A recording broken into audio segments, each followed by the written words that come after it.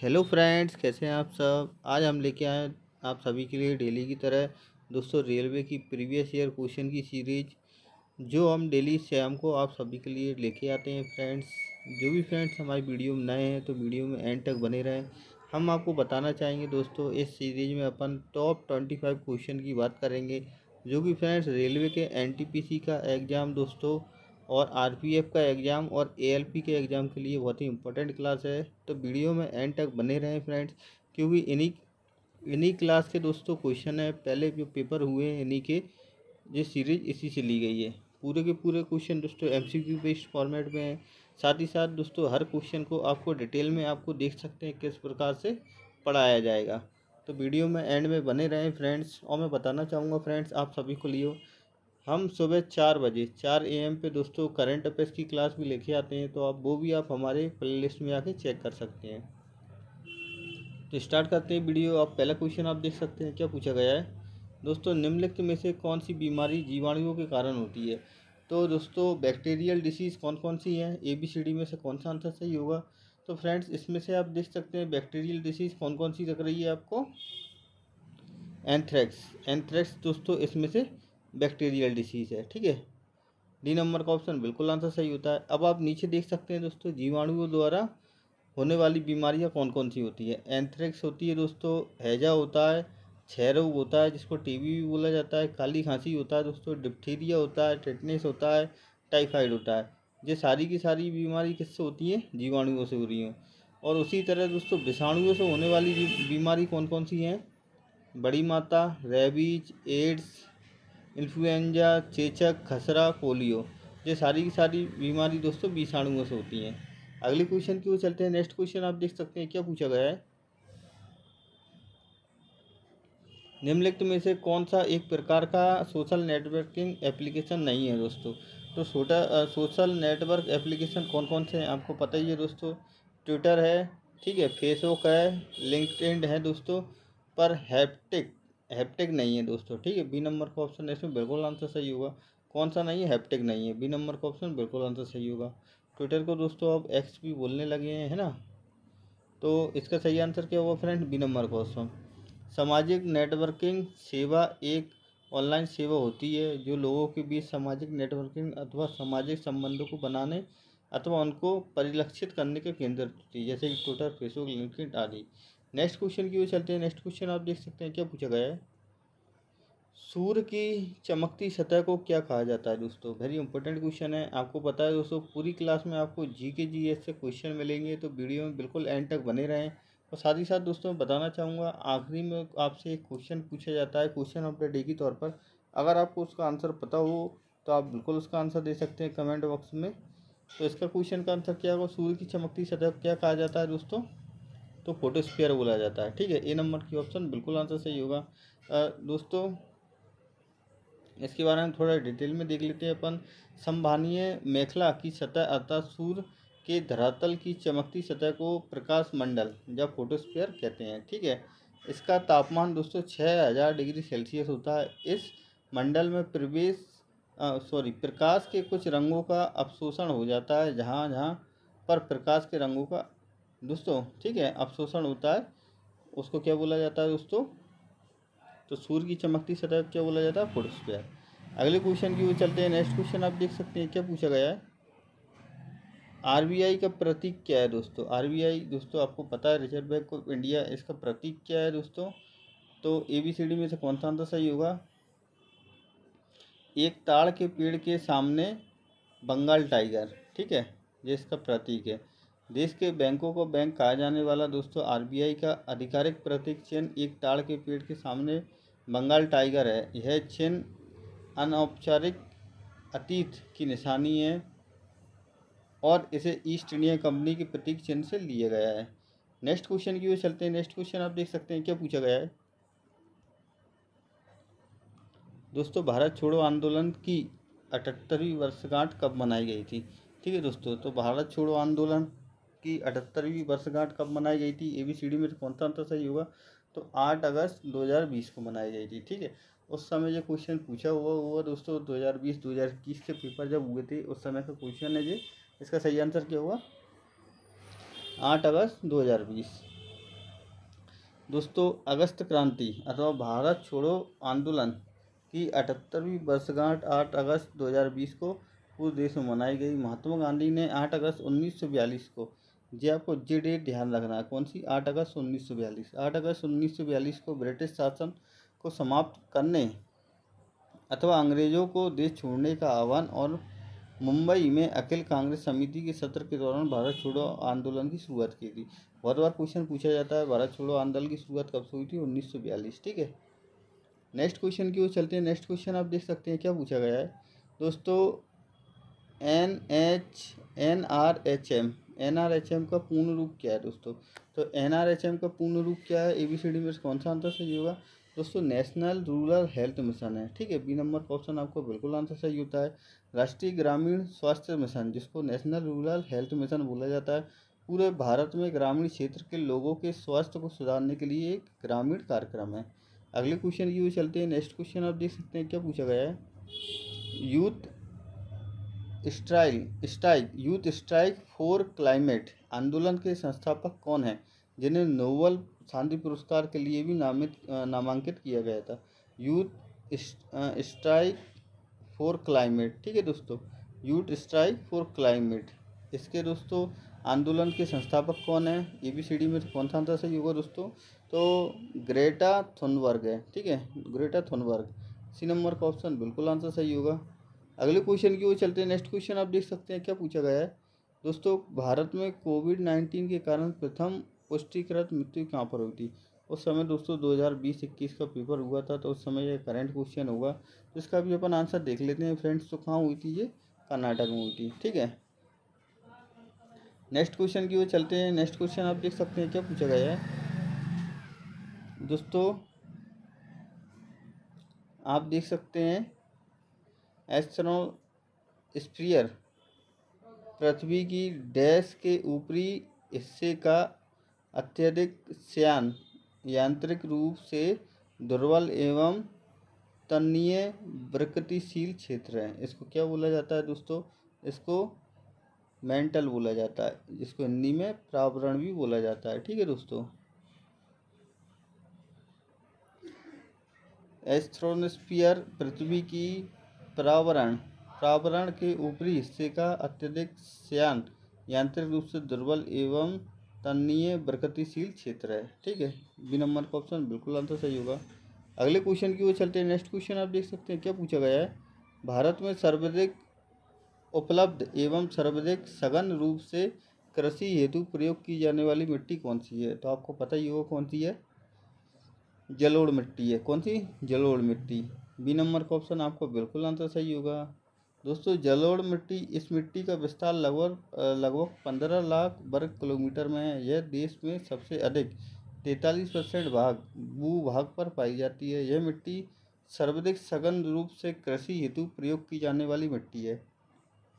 इसमें प्रचुर मात्रा में पोटास व चूना पाया जाता है तथा फास्फोरस, नाइट्रोजन एवं जीवांश की कमी होती है। यह मिट्टी दोस्तों गेहूँ, गन्ना, दलहन, तिलहन आदि के लिए बहुत ही उपजाऊ है। नेक्स्ट क्वेश्चन की ओर चलते हैं। अगला क्वेश्चन आप देख सकते हैं क्या पूछा गया है। तो फ्रेंड्स अगला क्वेश्चन आप देख सकते हैं क्या पूछा गया है दोस्तों। जो 65वें राष्ट्रीय फिल्म पुरस्कार से किसे मरणोपरांत दादा साहेब फाल्के पुरस्कार से सम्मानित किया गया था दोस्तों? तो उस समय का ये 65वां आपसे पूछ रहा है। तो 65वां आप देख लेते हैं। 65वें का आंसर विनोद खन्ना था, पर अपन हाल फिलहाल की बात करते हैं 70वें राष्ट्रीय फिल्म दोस्तों पुरस्कार में, राष्ट्रीय फिल्म पुरस्कार में जो दादा साहेब फाल्के पुरस्कार है किसको मिला है? आपको अगर मैं बताना चाहूँ तो मिथुन चक्रवर्ती। ठीक है दोस्तों, मिथुन चक्रवर्ती इसका बिल्कुल आंसर सही होगा। जो करंट का क्वेश्चन भी है दोस्तों, अभी मिला है अक्टूबर में उनको, तो आप जो बिल्कुल अच्छे से याद रखें। अगले क्वेश्चन की ओर चलते हैं। नेक्स्ट क्वेश्चन आप देख सकते हैं क्या पूछा गया है। किस वर्ष में जर्मनी और इटली के पुरातत्ववादियों के एक दल ने मोहनजोदड़ो में सतह अन्वेषण शुरू किया था? तो किसने किया था दोस्तों, किस सन में किया था? तो 1980 में किया था। कब किया था? 1980, सी नंबर का ऑप्शन बिल्कुल आंसर सही होगा। नेक्स्ट क्वेश्चन की ओर चलते हैं। नेक्स्ट क्वेश्चन आप देख सकते हैं क्या पूछा गया है दोस्तों। जो श्वसन होती है, श्वसन, लार स्रावन और क्रमानुकुंचन जैसी अनैच्छिक क्रियाएं डैश द्वारा होती हैं। किसके द्वारा होती हैं दोस्तों? जो माइंड का दोस्तों कौन सा भाग है उसके द्वारा होती हैं? तो दोस्तों मेडुला ऑब्लंगेटा, ठीक है दोस्तों, उसके द्वारा होती हैं, मेडुला ऑब्लंगेटा। ए नंबर का ऑप्शन बिल्कुल आंसर सही होगा दोस्तों। पश्च मस्तिष्क जो जिसको हैंड ब्रेन भी कहा जाता है का एक हिस्सा है, कौन सा? मेडुला ऑब्लंगेटा दोस्तों पश्च मस्तिष्क का एक हिस्सा है जो श्वसन, रक्त वाहिनियों के काट तथा छींकने जैसी स्वतः कार्यों को नियंत्रित करता है। अगले क्वेश्चन की ओर चलते हैं। नेक्स्ट क्वेश्चन आप देख सकते हैं क्या पूछा गया है। फ्रेंड्स आप देख सकते हैं कौन सा यूएन संगठन अवैध तस्करी और नशीली दवाओं के दुरुपयोग से संबंधित है? तो कौन सा यूएन है दोस्तों? ABCD में से कौन सा आंसर सही होगा?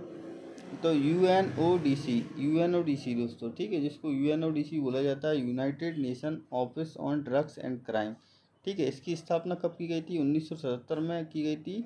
United Nation International Drug Control Programme और संयुक्त राष्ट्र अपराध निवारण और अपराध न्याय विभाग के संयोजन द्वारा की गई थी। वर्ष 2002 में इसका नाम बदलकर संयुक्त राष्ट्र और अपराध कार्यालय किया गया। इसका मुख्यालय कहाँ? वियना ऑस्ट्रिया में स्थित है। अगले क्वेश्चन की ओर चलते हैं। नेक्स्ट क्वेश्चन आप देख सकते हैं क्या पूछा गया है। दोस्तों दादा भाई नारोजी किस वर्ष यूनाइटेड किंगडम में हाउस ऑफ कॉमर्स के पहले भारतीय सदस्य बने? दोस्तों वेरी इंपॉर्टेंट क्वेश्चन है दोस्तों। इनको द ओल्ड ग्रैंड मैन भी बोला जाता था दादा भाई नारोजी को। तो इसका सही आंसर क्या होगा? तो दोस्तों इनको कब किया गया था, सदस्य बनाया गया था? 1892 में, ठीक है दोस्तों। हाउस ऑफ कॉमर्स के पहले भारतीय सदस्य बने थे कौन? दादा भाई नारोजी। कब? 1892। इसका थोड़ा अपन देख लेते हैं दोस्तों डिटेल में, इंपॉर्टेंट क्वेश्चन है। दादा भाई नारोजी को दोस्तों आपको जैसा कि मैंने बताया the grand old man of India के नाम से भी मशहूर थे। वो इसी नाम से 1892 में ब्रिटिश संसद में चुने जाने वाले पहले एशियाई थे दोस्तों। पहले भारतीय नहीं, पहले एशियाई थे दोस्तों, ठीक है। ये आप ध्यान रखें। संसद सदस्य रहते हुए उन्होंने दोस्तों ब्रिटेन में भारत के विरोध को प्रस्तुत किया। उन्हें अंग्रेज़ों के आर्थिक नीतियों का विश्लेषण, धन के बहिर्गमन के सिद्धांत का प्रतिपादन किया। दोस्तों इनकी पुस्तक property and un-British rule in India बहुत फेमस पुस्तक है, बार बार पूछा जाता है दोस्तों। कौन सी पुस्तक? Property and un-British rule in India, ठीक है दोस्तों, बहुत बार क्वेश्चन पूछी जाती है। तो किनकी पुस्तक किसने लिखी है? दादा भाई नारोजी ने लिखी है दोस्तों, जिसमें औपनिवेशिक काल की आर्थिक घटनाओं का विवरण मिलता है। नेक्स्ट क्वेश्चन की ओर चलते हैं। नेक्स्ट क्वेश्चन आप देख सकते हैं क्या पूछा गया है। भारत में सर्वोच्च न्यायालय में नियुक्त होने वाली पहली महिला न्यायाधीश कौन थी? दोस्तों वेरी इंपॉर्टेंट क्वेश्चन। तो कौन थी आपको पता ही है दोस्तों? फातिमा बीवी, ठीक है। सी नंबर का ऑप्शन बिल्कुल आंसर सही होगा। भारत के सर्वोच्च न्यायालय में दोस्तों 1989 में नियुक्त होने वाली पहली महिला न्यायाधीश फातिमा बीवी हैं, ठीक है। नेक्स्ट क्वेश्चन की ओर चलते हैं। अगला क्वेश्चन आप देख सकते हैं क्या पूछा गया है। दोस्तों गुमशुदा और बेसहारा बच्चों को पता लगाने और उन्हें उनके परिवार के साथ फिर से मिलाने के लिए कौन सा कार्यक्रम शुरू किया गया था? तो कौन सा कार्यक्रम शुरू किया गया था? तो ए नंबर का ऑप्शन बिल्कुल आंसर सही होगा, ऑपरेशन मुस्कान। गृह मंत्रालय ने गुमशुदा और बेसहारा बच्चों का पता लगाने और उन्हें उनके परिवार के साथ दोबारा मिलाने के लिए ऑपरेशन मुस्कान नामक कार्यक्रम प्रारंभ किया था, ठीक है। नेक्स्ट क्वेश्चन की ओर चलते हैं। नेक्स्ट क्वेश्चन आप देख सकते हैं क्या पूछा गया है। दोस्तों एमबी का पूर्ण रूप क्या है? एमबी जिसको बोला जाता है दोस्तों मेगाबाइट, क्या बोला जाता है एमबी को? मेगाबाइट। मेगाबाइट कहाँ पर लिखा है दोस्तों? डी नंबर का ऑप्शन आपको बिल्कुल आंसर सही होगा। तो दोस्तों कुछ फुल फॉर्म में उनकी भी मैं बता देता हूँ। जैसे सीपीयू का आपसे बार बार पूछा जाता है, सेंट्रल प्रोसेसिंग यूनिट। HTTPS का पूछा जाता है दोस्तों, hyper text transfer protocol secure. LAN का पूछा जाता है दोस्तों, जिसको लोकल एरिया नेटवर्क भी बोला जाता है। URL का पूछा जाता है यूनिफॉर्म रिसोर्स लोकेटर, ठीक है। ये दोस्तों 5 से 6 फुल फॉर्म है जो आप बिल्कुल अच्छे से याद कर लें, क्योंकि ये बार बार पेपर में पूछे जाते हैं। अगला क्वेश्चन आप देख सकते हैं क्या पूछा गया है। दोस्तों निम्न में से कौन सा विकल्प 124वें संविधान संशोधन विधेयक से संबंधित है? तो कौन सा है दोस्तों? 124वां संविधान संशोधन है, सामान्य वर्ग के आर्थिक रूप से कमजोर वर्ग को 10% आरक्षण। दिया जाएगा। ठीक है दोस्तों, इससे संबंधित है। नेक्स्ट क्वेश्चन की ओर चलते हैं। नेक्स्ट क्वेश्चन आप देख सकते हैं क्या पूछा गया है दोस्तों, एप्पल किस प्रकार का उपग्रह है? एप्पल किस प्रकार का उपग्रह है दोस्तों? तो संचार उपग्रह है। कैसा? Communication satellite. दोस्तों एप्पल भारत का पहला संचार उपग्रह था। ये क्वेश्चन बहुत इंपॉर्टेंट होता है, बिल्कुल क्वेश्चन बन सकता है। भारत का पहला संचार उपग्रह कौन सा था? तो एप्पल था। ठीक है दोस्तों, जिसे 19 जून 1981 को कैरू फ्रेंच गुआना से एरियान 1 द्वारा सफलतापूर्वक लॉन्च किया गया। नेक्स्ट क्वेश्चन की ओर चलते हैं। नेक्स्ट क्वेश्चन आप देख सकते हैं, उस एंजाइम का नाम बताइए जिसके उपयोग दोस्तों प्रोटीन को पेप्टाइड के रूप में प्रयोग करने के लिए किया जाता है, रूपांतरित करने के लिए किया जाता है। कौन सा है दोस्तों एंजाइम? ABCD में कौन सा आंसर सही होगा? तो आपको पता ही है दोस्तों, पेप्सिन बोला जाता है इसको। क्या बोला जाता है? पेप्सिन। पी से प्रोटीन, पी से पेप्सिन, ऐसे याद रख सकते हैं आप। ठीक है, तो दोस्तों पेप्सिन उन स्थितियों में भोजन को पचाने में मदद करता है जहाँ पाचन तंत्र भोजन को पचाने के लिए पर्याप्त एंजाइम का निर्माण नहीं करता।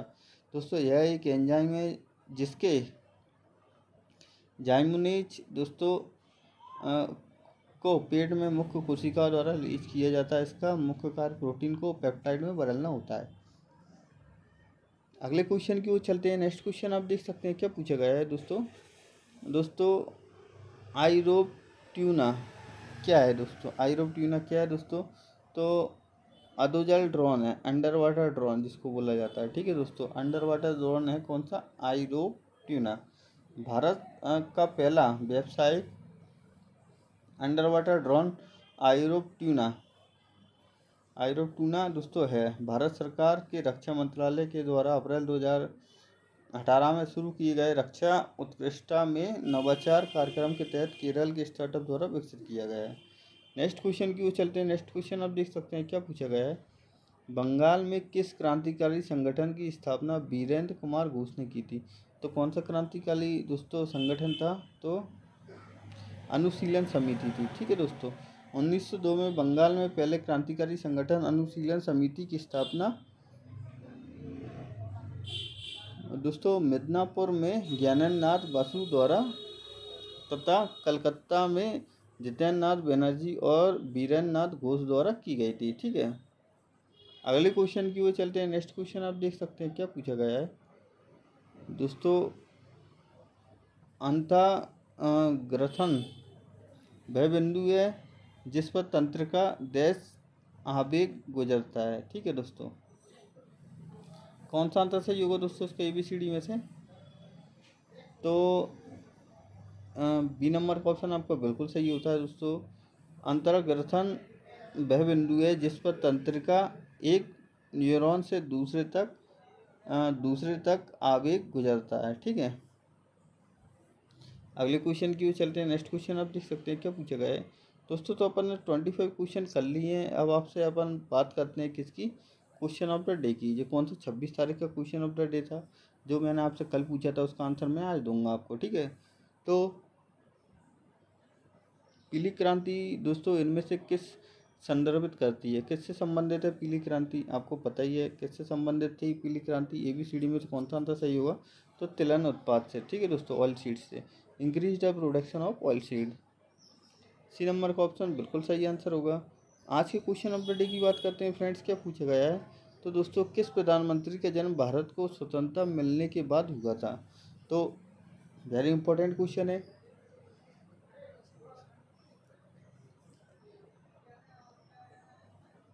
ABCD में से कौन सा आंसर सही होगा फ्रेंड्स, आपको बताना है। Thank you so much friend, हमारी वीडियो देखने के लिए। हमारी वीडियो को लाइक करें, चैनल को सब्सक्राइब करें। Thank you so much.